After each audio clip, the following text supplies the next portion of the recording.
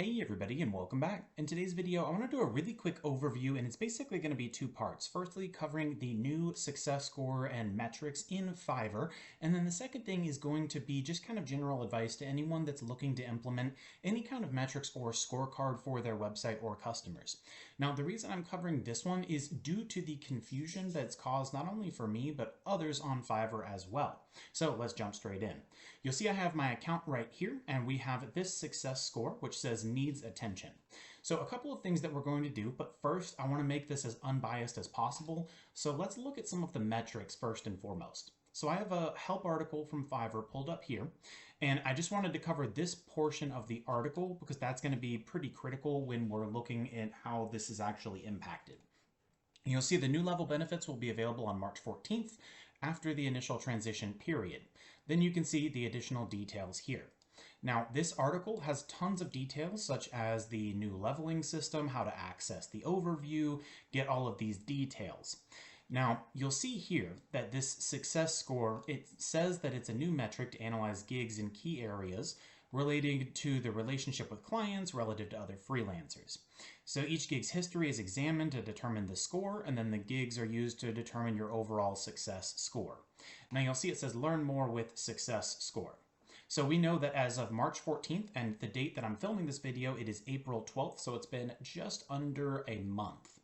Now, you'll see that they have a couple of key areas for the success score. So we have client satisfaction, beyond ratings. So it looks at different data points. You'll see communication, conflict-free orders, order cancellations, delivery time, and value for money. Now, if you're like me, you would assume, okay, everyone's going to start at a certain score, let's just say a default of 7. And then from that point moving forward, it would then change based on new orders. However, it seems to lead to some confusion with a lot of individuals, such as in this Fiverr forum here, you'll see other individuals saying, you know what, I've had some 5-star reviews or a ton of them, and I'm getting more positive reviews, but the success score is going down. Now let's jump into some of my metrics just to kind of walk through this a bit. So I have a level 2 account, and I started out with a success score of 7 when this was basically initially implemented. You'll see my response rate is at 95%, order completions, things of that nature. Everything here qualifies for the next level except the earnings. So we can scroll through and see more about that. Now, when we go and actually take a look at the orders, and I'm going to try to keep the customer names out of this video. So we know that the critical date was around March 14th. So if we go to March 14th and we see reviews starting at March 14th, and we'll even go back a little bit further. So you'll see if we start at, let's just say March 12th, just because we want to start 1 to 2 days before, although we could go back further. But if we look at this, we'll see a 5-star, 5-star, 4.3, 5, 5, 5, 5, 5, 5, 5. So basically we have a large number of 5-star reviews and a 4.3 star. And that's the only reviews I've received since. Now, when we go to my gigs, I took a screenshot because for some reason it doesn't show the same way on the website as it does on your mobile device. But I took a screenshot earlier and you'll see that we have 5 gigs here. Now, some of these are a little bit newer or don't have as many reviews, so whether or not we want to count those, the fact remains that I have 4 5-star gigs and a single gig with 4.9 stars as an average. It's important to note that from a numbers standpoint, it would not be feasible to ever get a 5-star if you have ever received anything less. Just from a numbers perspective, it's always going to go 4.9 something. It'll continue to average higher, but once you miss 5 stars the first time, it's impossible to get that back. Now, another thing to note here is we do have over 200 reviews on this account. So since this new system was implemented, I have received quite a few 5-star reviews and a 4.3 star.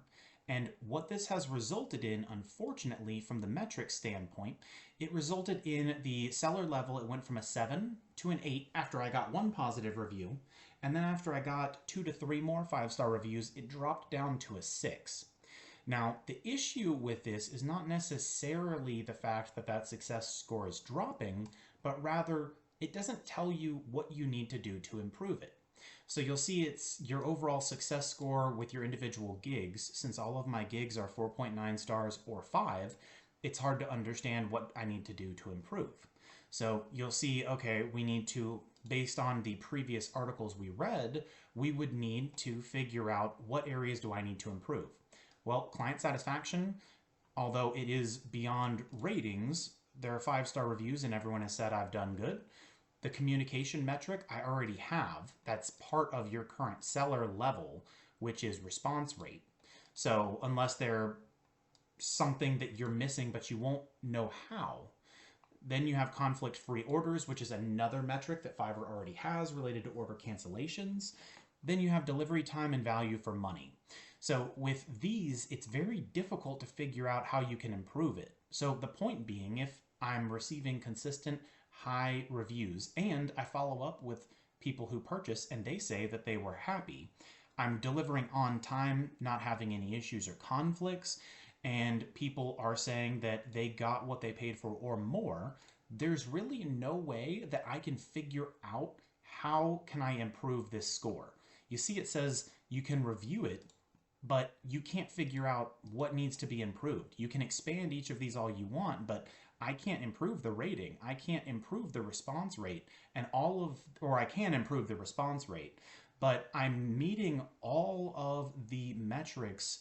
So improving it doesn't make sense why this one would drop. So long story short, not only is this new system confusing for me, and also for other sellers, it's going to lead sellers to try new tactics to secure higher ratings and reviews from buyers, which could confuse buyers because they have no idea why the process is changing. It's going to force sellers or make sellers feel like they need to incentivize people to leave good reviews to skew the numbers because, again, looking at this dashboard, it's hard to tell what else needs to be done, especially when you're a seller that's spent a long time building up an audience and a platform and you're already providing extras.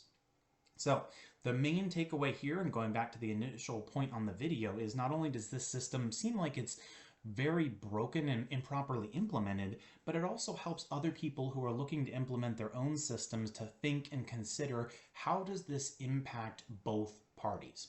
So I hope this was helpful. If you have any questions, drop them in the comment box below, and I'll see you all in the next video.